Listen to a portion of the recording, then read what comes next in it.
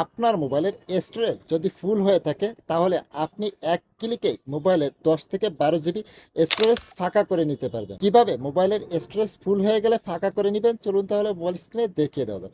ভিডিওটা আপনার টাইমলাইনে শেয়ার করে রেখে দিন, যে কোনো সময় প্রয়োজন পড়লে দেখে নিতে পারবেন এবং পেজটিতে নতুন হয়ে থাকলে ফলো দিয়েই সাথে থাকবেন। প্রথমে প্লে স্টোর অ্যাপসটাকে ওপেন করবেন, কর্নারে প্রোফাইল আইকন বা লোগোর উপরে ট্যাপ করবেন, তারপরে এখানে ম্যানেজ অ্যাপস অ্যান্ড ডিভাইস এর উপরে ট্যাপ করবেন, দেন এই ম্যানেজের উপরে ট্যাপ করবেন, তারপর এই ডিভাইসের উপরে ট্যাপ করবেন, দেন এখান থেকে নট ইনস্টলড এর উপরে ট্যাপ করবেন।